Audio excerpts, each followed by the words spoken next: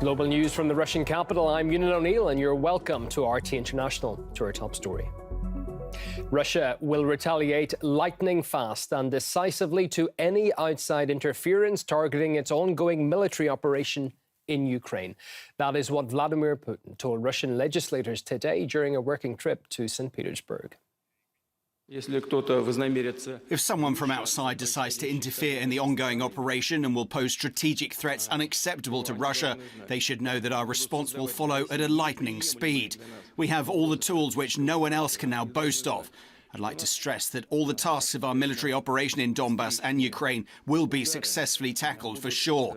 Our soldiers have managed to avert a real danger looming over Russia.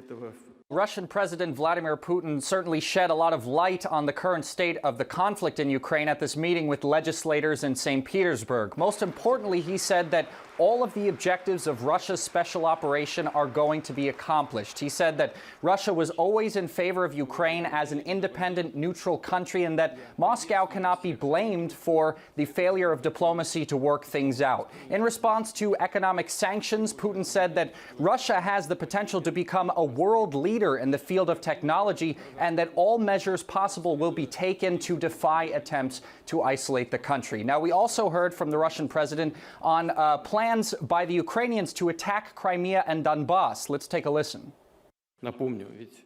As a friend, Russia favoured the establishment of an independent Ukraine. Back then, we expected Ukraine to become friendly, that we will move forward together, bolstering each other in the new historical context. Certainly, nobody expected an anti-Russian nation to spring up on historical Russian lands. Then Ukraine was pushed towards a direct confrontation with Russia. I'll remind you, unfortunately, the plans including a military attack on Crimea and Donbass were enshrined in Ukraine's doctrine documents, and the Ukrainian people were destined to become a consumable material.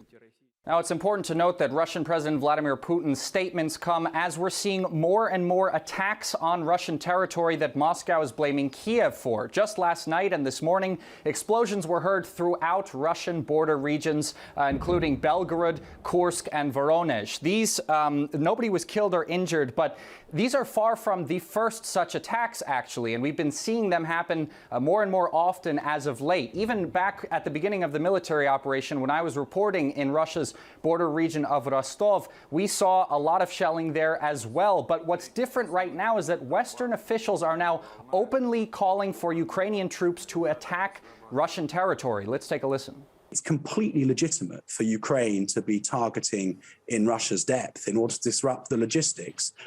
Moscow already reacted to that statement. It said that if the Ukrainians were to attack Russian territory with UK-provided weapons, that Russian forces would retaliate by attacking decision-making centers in Kiev. But this all really these attacks are just one theater of what looks to be a larger confrontation between Russia and the West. In fact, Putin said that this is all actually happening on the backdrop of a long-waged economic war by the West against Russia to isolate Russia's economy, and that the West has shown little willingness to sit down at the negotiating table.